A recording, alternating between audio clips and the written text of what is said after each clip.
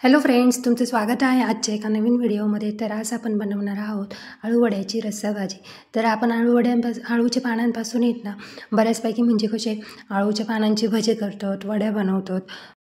त्याचप्रकारे येत ना अळूच्या पानाचं आपण फतफतं पण बनवतो.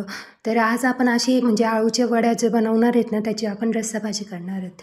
म्हणजे तुम्ही आधी केली असेल किंवा नाही, पण तुम्ही येत ना ही रेसिपी नक्की ट्राय करा. म्हणजे घरातल्यांना सर्वांना आवडेल अशी ही रेसिपी आहेत. तर झणझणीत अशी आहेत ना मस्त आमटी बनवायची आणि त्याच्यामध्ये आपण अळूच्या वड्या टाकणार आहेत. तर चला रेसिपी सुरुवात करू. आणि ही रेसिपी बनवायला एकदम सोपी आहे, ज़्यादा वेळ पण नाही लागत. आणि आता सध्या तर थंडीचे दिवस आहेत, तर आहेत ना एखाद्याला सर्दी वगैरे काही झाले असेल ना तर मस्त ही झणझणीत गरम गरम भाजी खायची तर एकदम ओके होऊन जातं. त्याचप्रकारे आहेत ना म्हणजे अळूची पाने आहेत ना जेव्हा आपण म्हणजे वड्या वगैरे त्याची भाजी खातो ना तर जे आपल्या शरीरात जे केस वगैरे गेले असेल ना आणि जे अनवॉन्टेड म्हणजे राहतात तर ते आहेत ना त्या अळूचे पाने खाल्ल्यानंतर आहेत ना सर्व ते जळून जातात.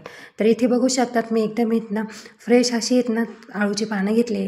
अळूची पाने घेताना आहेत ना वड्या बनवण्यासाठी आहेत ना ही काळी देठाची घ्यायची. जेव्हा आपण भाजी बनवतो ना तर हिरव्या देठाची भाजी म्हणजे अळूची पानं घ्यायची. त्यानंतर आहेत ना हे स्वच्छ धुवून घेतले आहेत मी पाण्याने. आणि आता तुम्ही बघू शकतात जे त्याचे देठ वगैरे आहेत ना म्हणजे शिरा आहेत ना त्या आहेत ना आपण अशा चाकूच्या साहाय्याने आहेत ना अशा कट करून घ्यायच्या, जेणेकरून आहे ना ते लवकर शिजतात आणि आपल्याला टाईम पण नाही लागत. हे जी काळी पानं असतात ना त्यांना शिजायला ज़्यादा वेळ पण नाही लागत, ते इतक्यात शिजून जातात. त्याच प्रकारचे हिरवे पाने असतात ना ते आहेत ना अळूच्या वड्यांना त्यांचा वापर करत नाही शक्यतो, कारण आहेत ना ते त्याने ना म्हणजे शक्यतो जास्त भाजीच केली जाते. आणि हे पानं आहेत ना तुम्ही नक्की यूज करा आणि शिजायला पण टाईम नाही लागत. तर इथे बघू शकतात मी आहेत ना सर्व पानांचे आहेत ना अशा प्रकारे आहेत ना ज्या शिरा असतात ना त्या कापून घेते, जेणेकरून आहेत ना म्हणजे लवकर शिजल्या जाईल. त्यानंतर काय करायचं, शिरा काढल्यानंतर आहेत ना एक लाटणं घ्यायचं आणि त्याने आहेत ना असं प्रेस करायचं, जेणेकरून आहेत ना जेव्हा आपण रोल करू ना तेव्हा एकदम परफेक्ट होईल. तर आता आहेत ना मी इथे वाटण घेतलेलं आहे, हिरव्या मिरच्या, लसूण आणि जिरे घेतले. ते मिक्सरला आहेत ना मस्त छान असे ग्राइंड करून घ्यायचं. त्यानंतर आहेत ना इथे मी आहेत ना बेसन पीठ घेतलं आणि त्याच्यावर जे वाटण बनवलेले आहेत ना ते टाकले. पाव चमचा हळद आणि अर्धा चमचा आहेत ना मी लाल तिखट टाकले. थोडे आहेत ना चवीनुसार मीठ टाकायचं आणि तुम्हाला शक्य असले ना तर तुम्ही थोडी जिरे याच्यामध्ये पण ॲड करू शकतात. जिऱ्याने आहेत ना टेस्ट पण खूप छान येते. तर आता हे जेव्हा आपण मिश्रण बनवतो ना तर ते एकदम पातळही नको आणि एकदम घट्टही नको, तर ते एकदम मीडियम या प्रकारे राहिलं पाहिजे. त्यानंतर आहेत ना 2 मोठे चमचे आहेत ना तीळ टाकले. तीळने आहेत ना छान असं खमंग म्हणजे छान होते अळूवडी. त्यानंतर असे आहेत ना पान घ्यायचं, व्यवस्थित ठेवून घ्यायचं आणि ना सर्व पानाला आहेत ना असं डाळीच्या पिठाने म्हणजे जे आहेत वाटण ते सर्व बनवलं त्याने आहेत ना असं कोटिंग करून घ्यायचं, जेणेकरून आपण दुसरं पान टाकतो ना तर ते एकदम एवढं छान बसलं जातं आणि ते आहेत ना म्हणजे व्यवस्थित परफेक्ट आपला रोल तयार होतो. तर इथे बघू शकतात मी आहेत ना त्याला सगळं असं कोटिंग करून घेतलं. त्यानंतर आहेत ना दुसरं पान जे आपण घेतो ना त्याची आहेत ना उलटी साईज ठेवायची, म्हणजे कसं ते एकदम असं छान व्यवस्थित होतं. तर त्याच प्रकारे आहेत ना आपण आहेत ना ह्या अळूच्या पानाला ह्या प्रकारे आहेत ना सगळीकडे असे पीठ लावून घ्यायचे. तर इथे आहेत ना 3 म्हणजे 4 किंवा 5 पानांचं आहेत ना मी इथे लेयर करणार आहे, जेणेकरून वडी आहेत ना छान होते आणि लेयर्स पण मस्त पडतात. आणि ही पाने आहेत ना लवकर शिजतात, त्यामुळे आहेत ना जास्त शिजायला पण नाही याचं टेन्शन नाही राहत. त्यामुळे आहेत ना शक्यतो आहेत ना मोठी वडी बनवली ना ती दिसायला पण छान वाटते आणि मस्त म्हणजे आपला तेवढा टाईम पण वाचतो. तर इथे बघू शकतात मी आहेत ना आता सगळ्यांना आहेत ना व्यवस्थित कोटिंग करून घेतलं डाळीच्या पिठाने.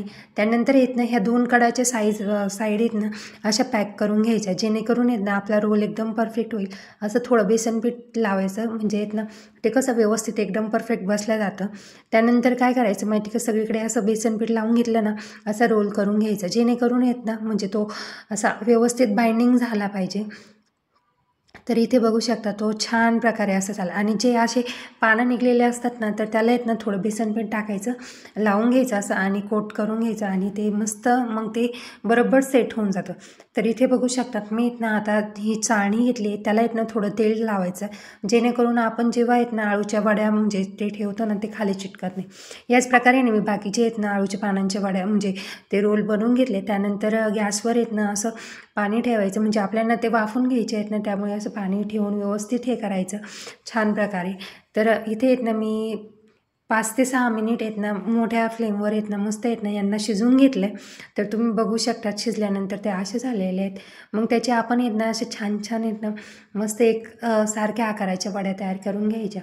आता आहेत ना जेव्हा आपण वड्या कापतो ना तर आहेत ना त्या शक्यतो आहे ना अशा फास्ट कापायच्या, जेणेकरून आहेत ना लवकर आहेत ना त्याची हे होते, नाहीतर हळूहळू केल्यानंतर डिस्टर्ब पण होण्याची शक्यता राहते. त्यामुळे धारदार चाकू वापरायचा.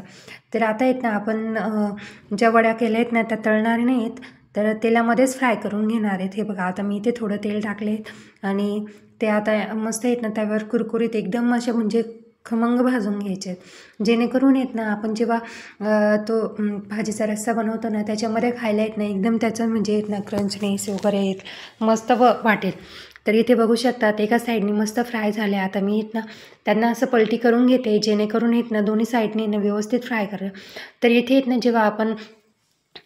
जेव्हा वड्या आपण फ्राय करतो ना तर गॅसची फ्लेम येत ना मीडियम राहून द्यायची.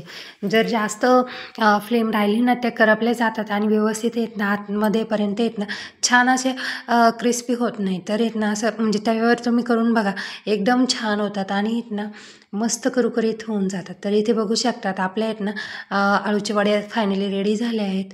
तर या असे म्हणजे गोल्डन ब्राऊनपर्यंत येत ना मी मस्त छान फ्राय करून घेतला. तर आता येत ना आपण मस्त येत ना त्याला झणझणीत असा रस्सा बनवणार आहेत भाजीसाठी.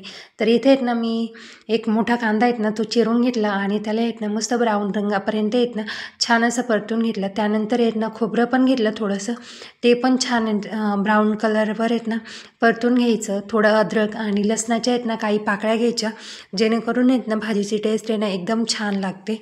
तर इथे बघू शकतात इथे पण येत ना मस्त अद्रक आणि लसूण येत ना त्यांना असे डाग पडेपर्यंत आहे ना छान व्यवस्थित फ्राय करून घ्यायचं. आणि त्यानंतर येत ना मी इथे थोडे धणे घेतलेले आहेत. धण्याने पण येत ना जे आपण काळी भाजी बनवतो ना त्याची टेस्ट येत ना एकदम मस्त लागते. आणि आणि आपली जी भाजी होते ना ती एकदम हॉटेल स्टाईल पण होते, जसं आपण झणझणीत एकदम म्हणजे अप्रतिम लागते. तुम्ही येत ना ही रेसिपी अजून बनवली नसेल ना तर नक्की बनवा, कारण आहे ना शक्यतो येत ना फक्त काही जण येत ना आळूच्या वड्याच बनवतात. तर तुम्ही येत ना त्याच्याबरोबर हे मस्त रस्सा भाजी ट्राय करा, एकच नंबर लागते.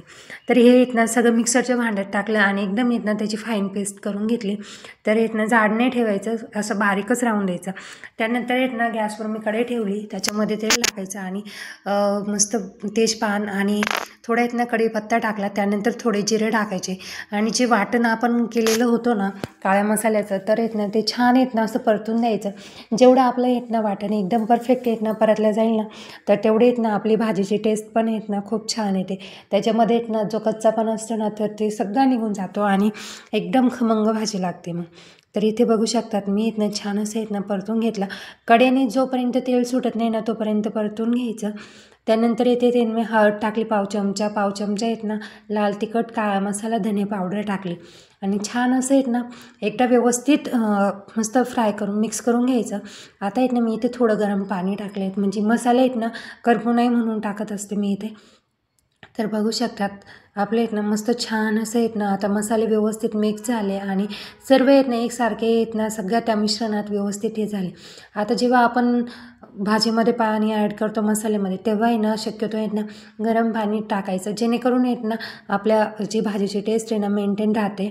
तर त्यानंतर येत ना चवीनुसार मी मीठ टाकलं आणि हिला येत ना मस्त छान येत ना 2-3 मिनिट आहे ना उकळून घ्यायचं. आणि गॅसची फ्लेम येत ना थोडी म्हणजे उकळी आल्यानंतर येत ना गॅसची फ्लेम येत ना कमी राहून द्यायची, जेणेकरून येत ना मस्त छान येत ना आपली भाजी कमी गॅसवर येत ना छान शिजली जाते आणि तिला येत ना तरी पण छान येते. तर इथे बघू शकता आता एकदा उकळून झाली आणि त्यानंतर फायनल आपली मस्त आता ही भाजी रेडी झालेली आहे. तर तुम्ही ना याच्यामध्ये सुद्धा येत ना डायरेक्टली अशा वड्या पण टाकू शकता आहेत, पण मी येत ना काय करते माहिती आहेत का डायरेक्ट नंतर जेव्हा आपण हे घेतो ना तेव्हा टाकतो. तर आता येत ना मी मस्त या भाजीबरोबर खायला येत ना भाकर करून घेतलेली आहेत. तर इथे येत ना मी बाजरीची भाकर बनवलेली छान अशी. तर तुम्ही पण येत ना ही रेसिपी नक्की ट्राय करा आणि तुमच्या घरात येत ना सगळ्यांना आवडेल, कारण येत ना आळूच्या वड्या ज्या असतात ना त्याच्याबरोबर येत ना मस्त तरीदार असते झणझणीत असं आहेत ना रशी बनवलेली आणि त्याच्याबरोबर भाकर म्हणलं ना त्याचा बेतच वेगळा असतो. तर तुम्ही बघू शकता भाकर पण छान प्रकारे इथे आहेत ना भाजल्या गेलेली आहेत. तर आपली इथनं रेसिपी म्हणजे फायनली आपली इथनं भाजी तयार झालेली आहे. तर कसा वाटला व्हिडिओ नक्की कमेंट करून सांगा. व्हिडिओ आवडला असेल तर लाईक करा. चॅनलवर नवीन असेल तर चॅनलला सबस्क्राईब करा.